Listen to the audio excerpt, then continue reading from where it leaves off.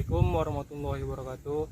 Kami dari mahasiswa Fakultas Pertanian UMSU ingin mewawancarai salah satu petani di daerah. Perkenalkan, nama saya Reza Saputra, Fajar Rahman Habib, Anton, dan Rahmat. Baik, di sini saya akan menanyakan kepada Bapak. Bapak namanya siapa, Pak? Pak Sirait ya.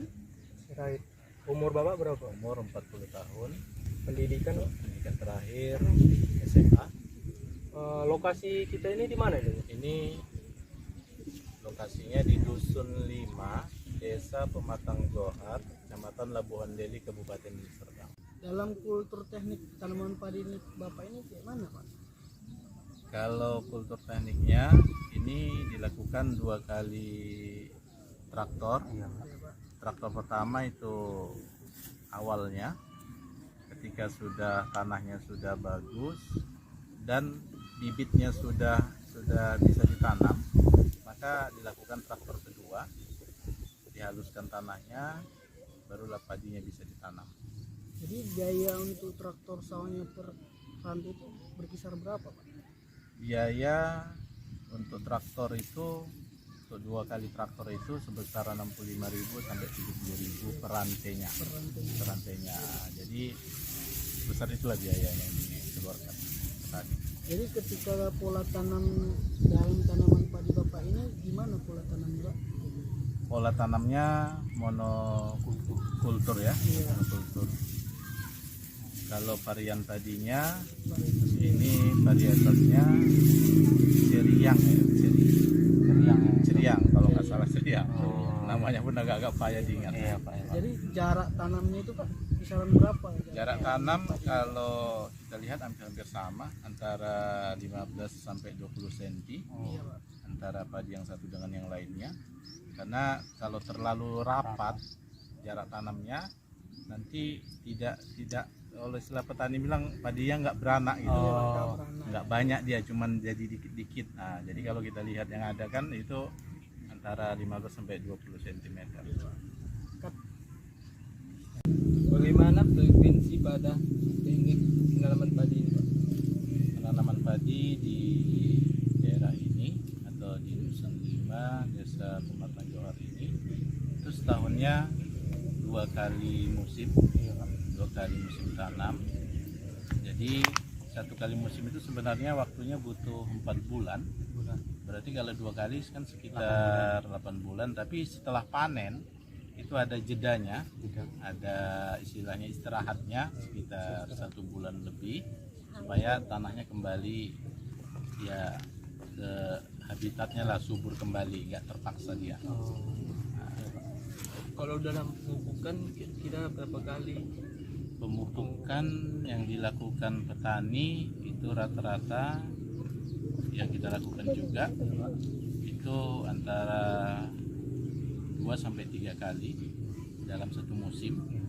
Itu pemupukan pertama itu ketika padi berusia 10 hari sejak ditanam, itu dipupuk dengan urea, kemudian nanti ZA dan pupuk untuk buahnya ya, mutiara biru ya, NPK itu. Itulah dia pemupukan yang dilakukan.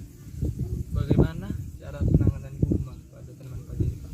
Penanganan gulma untuk penanaman padi di sini itu pertama itu dilakukan dengan tenaga petani.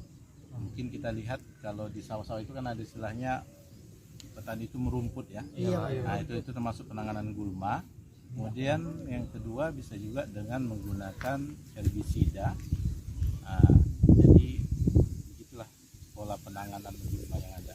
Jadi kalau gulma-gulma yang ada di sini itu ada eceng gondok, kemudian juga ada genjer ya kalau bahasa kita, genjer, kemudian ada juga apapun tadi ada saya lihat apa namanya itu kangkung, rumput teki. Dan kalau ini yang kita lihat di sini ada kecil ini kayak kiambang ini, kalau petani sini bilang itu apa, mata lele ya, istilah bahasa petani yang ada di sini. Itulah gulma-gulma yang ada. Biasanya itu, Pak, dengan cara penggunaan herbisida gitu, Pak, atau Sebahagian dominan gitu yang sebahagian ya, sebagian menggunakan herbisida, Kalau ini apa namanya ini mata lele ini, Iya Pak. ini diberantas dengan herbisida disemprot pun nggak mempan ya. Oh. Nah, jadi ini juga ada musim-musimnya. Nanti terkadang musim tanam berikutnya ini nggak terlalu banyak. Ah. Ada juga terlalu banyak dia. Jadi kalau ini dominan, ini perkembangan padi akan tidak tumbuh dengan subur. Oh. Nah, itu. Berarti dapat disimpulkan mata lele ini gulma yang paling dominan di desa ini atau tergantung musimnya gitu. Tergantung musimnya, tergantung musimnya. Dan- Yang lalu musim sebelum ini Iya Pak. itu nggak ada. Oh. Nah, tiba-tiba ini ada lagi gitu, ya datang lagi. Jadi kita pun nggak tahu, namanya alam ya. Jadi situasi alamnya seperti itu tadi. Jadi untuk pengendalian gulmanya Pak yang sudah dilakukan itu gimana Pak? Yang Kalau untuk mata lele ini, saya diskusi dengan kawan-kawan sama petani, itu menurut mereka herbisidanya tidak ada yang cocok gitu. Belum ada yang cocok. Oh iya Pak. Ada yang bilang pakai urea, disiram urea. Mati dia di atas, di bawah masih hijau dia. Nah, tapi yang pernah kami lakukan itu karena mata lele ini penuh itu di sawah itu sekitar 7,5 rantai penuh semua. Ya ditanggoin manual. Nah, jadi untuk pengendalian yang sebelumnya belum dilakukan itu apa Pak? Kisaran pengendalian gulma ini yang belum dilakukan. yang belum dilakukan. Iya Pak. Ya yang belum dilakukan sampai hari ini kita belum menemukan obat kimia untuk pestisida memberantas gitu. pestisidanya ataupun ya bahan kimianya lah kan. Jadi kalau bagaimana frekuensi pengendaliannya Pak? Frekuensi pengendaliannya biasanya setelah tanam Iya Pak. itu kan kira-kira 2 minggu atau 3 minggu ke depannya itu gulma kan hadir di tengah-tengah padi. Itu biasanya ya dirumput, kemudian kalau misalnya kayak di bentengan kayak gini kan masih memungkinkan untuk disemprot ya kan. Seperti itulah pengendaliannya. Namun memang tanaman padi ini kan ada kawan saya petani juga mengistilahkan padi ini ibarat seperti kita punya tanaman yang harus betul-betul dirawat. Nah, jadi semangatnya, istilah kalau orang petani bilang kan semangat. Semangatnya itu akan terus ada ketika sesering mungkin dipantau, sesering mungkin dilihat-lihat gitu. Istilah begitu ada orang petani. Jadi Pak, kira-kira biaya pengendaliannya Biaya pengendalian gulma ini maksudnya. Iya Pak. Itu ya istilahnya tentatif lah, tergantung obat yang kita gunakan. Tapi biasanya tadi saya kebetulan habis semprot gitu kan, itu nggak terlalu besar, tadi sekitar 85.000 untuk yang seluas 15 rantai tadi. Nanti 85.000 ya Pak. 85.000 ya. Iya. Itu paling nanti 2-3 kali gunakan kita. penggunaan herbisida itu Bapak menggunakan jenis apa? Herbisida yang digunakan itu biasanya yang tersedia di toko atau di tempat penjualan obat-obat untuk petani yang ada di sini. Tentunya yang kita pilih ya yang ramah lingkungan, yang tidak merusak lingkungan. Seperti itu. Cara pengaplikasiannya? Penggunaannya itu bisa dengan semprotan, disemprotkan, ya sepertinya ya begitu selama ini seperti itu. Mengikuti cara-cara yang sudah Iya, ada lah itu ya Pak. iya. Tradisi masyarakat. Keuntungan menggunakan herbisida tersebut apa Pak? Keuntungannya pertama akan apa namanya, kalau kita berantas dengan tenaga itu kan terlalu banyak tenaga yang dikeluarkan. Kalau dengan herbisida kan lebih efektif, cepat dia prosesnya, kemudian juga ya tidak mengganggu lingkungan yang lain. Kalau kerugiannya Pak? Kerugiannya biasanya terlalu banyak penggunaan herbisida. Ya mungkin kita lihat ini benteng ini ya, Iya, kita Pak. jalan ini namanya benteng-benteng yang ada di sawah. Bedengan-bedengan ini kalau terlalu banyak herbisida, itu bedeng-bedeng itu akan terlalu lembek tanahnya, tidak keras, makanya cepat menghancurkan bedengan-bedengan itu. Oh, itulah ya. Iya, kemudian ya bisa juga merusak kontur tanah kan kalau terlalu banyak herbisida. Jadi penggunaan herbisida ini harus sesuai takaran dan Iya, dosis yang sesuai takaran, kemudian petunjuk saran penggunaannya juga supaya bisa tepat guna gitu. Ya, tidak salah sasaran kalau ke Pak Padi. Iya, iya, tidak berlebih. Ngomong-ngomong Pak, biaya produksi lahan Bapak ini satu musim berapa nih Pak?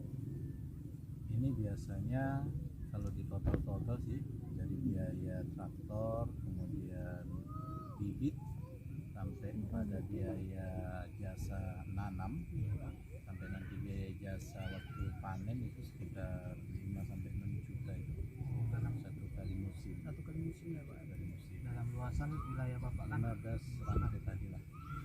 15 rantai. Kalau dia 2 musim Pak berapa? ya, Ya, 2 kali lipat dari ya, 2 kali lipat lah. lipat. Nah, jasa biasanya kan 2 kali lipat dari biaya yang dikeluarkan ketika satu musim. Pak. Kira-kira Pak, hasil Bapak kan udah lama nih jadi petani istilahnya lah gitu. Iya, iya.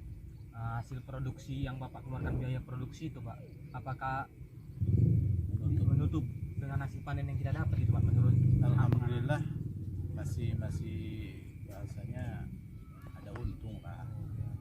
Walaupun petani ini kan sebenarnya nggak besar tapi ada konsepnya kan berkah jadi dapatlah artinya untuk makan sendiri ataupun ya untuk biaya anak sekolah pun masih bisa lah dari Keluarga. iya. Karena biasanya termasuk sedikit sih hasil lagi 15 nanti termasuk sedikit hasilnya biasanya 4 ton per musim. Kalau di lahan Bapak ini kira-kira ada pengurangan nggak Pak dari hasil produksi atau biayanya? Maksudnya hasil panennya gara-gara gulma gitu? Kalau banyak gulma ya pastilah itu akan mempengaruhi hasil panennya, apalagi tidak bisa diberantas ya. Itu pasti. Kebetulan ada tetangga kemarin itu sekitar 2 rantai gitu luasnya sama sekali nggak panen gitu. Gulmanya waktu itu eceng gondok ya. Eceng gondok itu ternyata cepat dia merambah. Nah, penuh semua satu sawah itu eceng gondok. Jadi kalau dari eceng gondoknya yang tumbuh subur, tadinya itu akan kalah sebenarnya kalah bersaing lah. Bersaing. jadi kompetisi Jadi lah. daya Iya. tumbuh dia itu berkurang. Kurang, nggak sanggup dia mengimbangi Iya. gulma itu. Harga jual padi ini Pak setelah panen itu berkisaran berapa Pak? Biasanya sekitar 4.500 lebih lah.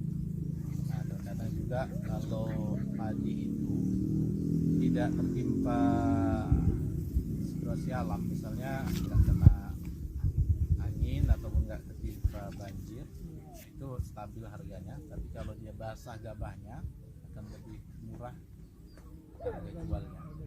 Berapa? 400 4.600 atau 4.500 harga gabahnya gitu. iya per kilogramnya.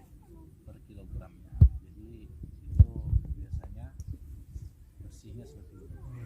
Nah, Kira-kira Pak kan ada nih polemik yang semalam ini ya, yang kita perlu ekspor gitu Pak, impor dari luar negeri gitu kan, untuk apa gitu memenuhi kebutuhan padi kita. Cuman pangan lah iya, ya. cuman kan Bapak tanggapan Bapak sebagai petani tersendiri gitu Pak. Kalau menurut saya kasihanlah sama petani kita.